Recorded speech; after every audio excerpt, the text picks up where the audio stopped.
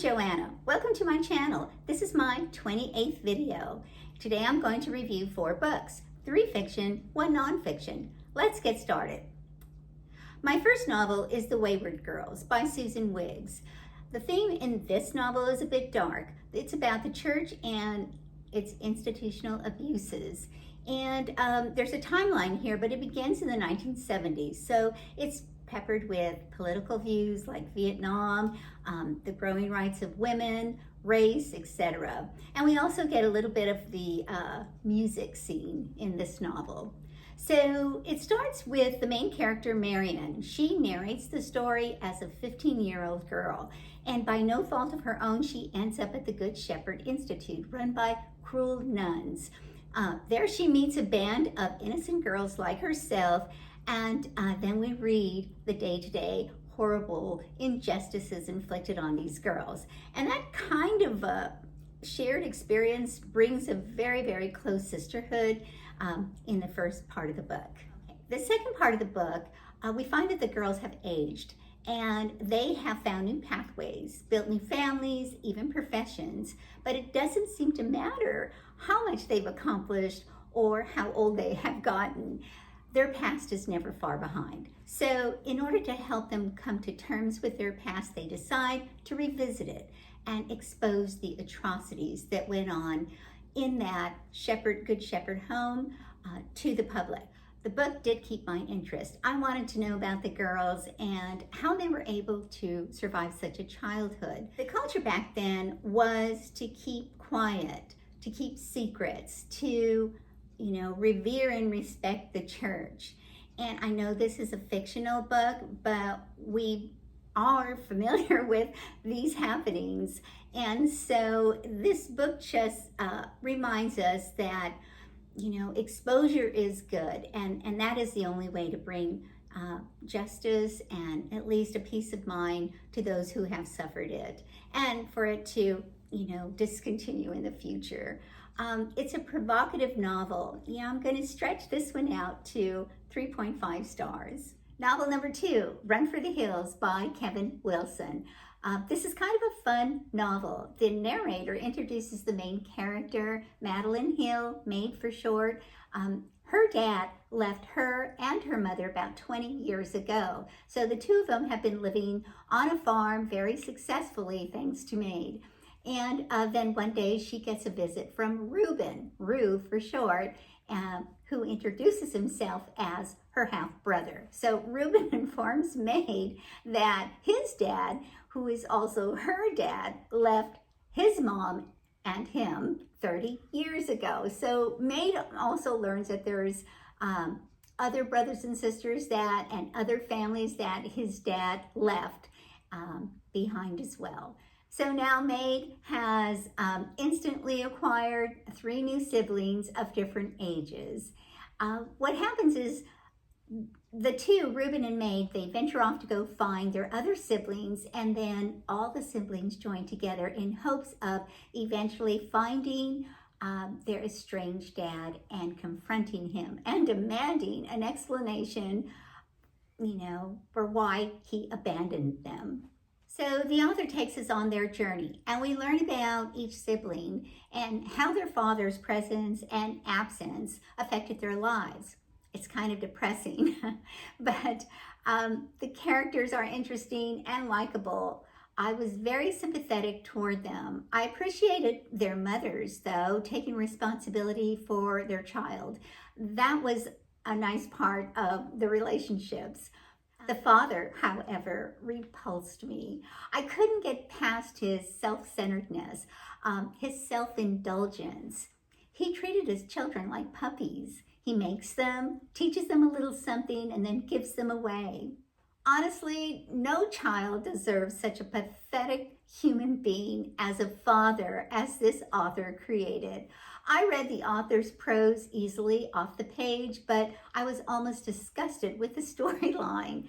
My emotions got the best of me, so I give this 3 stars. Book number 3, The Book of Guilt by Catherine Chidgey. This is a dystopian fiction novel for sure. I am such a big fan of the author, no question. She is a gifted writer, and I was looking so forward to reading this book. It is dark. I mean, when I finally understood what the Book of Guilt was, I was horrified. And that was not until the very end of the book. Okay, so the book opens in about, I guess, 1979 period. It happens to be where no one won World War II. So it's like, what would happen if no one won the war? But so there's an orphanage stashed in the remote countryside of Britain. And we follow a set of triplet brothers, William, Vincent, and Lawrence.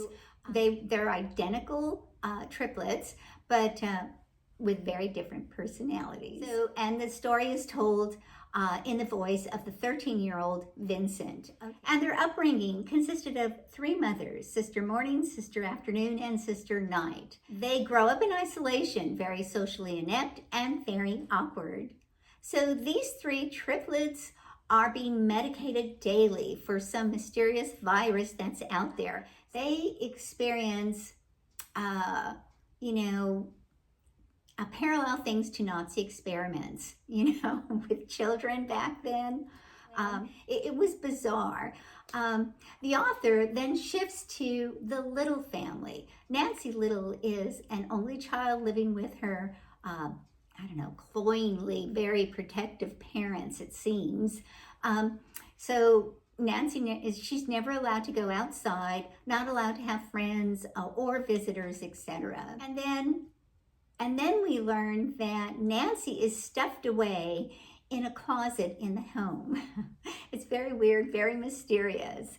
But all 3 boys seem to have dreams about Nancy, albeit different dreams, but they are about the same little girl. And the 2 families also have other things in common. I had to continue to ask questions throughout each chapter. The book is deep, and it's a thriller, but it's a very, very slow build.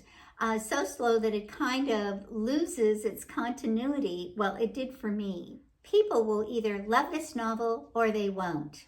I loved it, but I had to work on it. And every chapter, again, I had questions, which was a bit frustrating. But then when it's revealed, and it's revealed at the end, it stayed with me. And so that's just the brilliance of this author. I give this 5 stars. Book number 4, my nonfiction book, Starlings, The Curious Odyssey of a Most Hated Bird by Mike Starks. This is a fantastic book. It talks about how the starlings were introduced to America and other birds as well. Importing birds was such a lucrative business back in, the 1800s. There are 3 main individuals, I think, that are responsible for this huge interference in our ecosystem. At first, it was so exciting for the immigrants to have their birds, habitat with them in their new world. They wanted to be serenaded with bird songs or that were familiar to them. But with many things, as we know, we have to be careful for what we wish for. It was the survival of the fittest birds that were able to survive in their new environment, the starlings and the sparrows. But it came at a giant cost, the lack of sustenance to the native birds, trees, and food crops. The book explains the journey of the many imported birds that now inhabit North America. It's not really light reading. The content can be very harsh, starting with man's irresponsible behavior, turned cruel behavior, and insurmountable bird populations that became too numerous for both land and people to live with. It's a fascinating journey. I think bird lovers and non-bird lovers will find this book very interesting and very fun to read. I loved it. I give this 5 stars, hands down.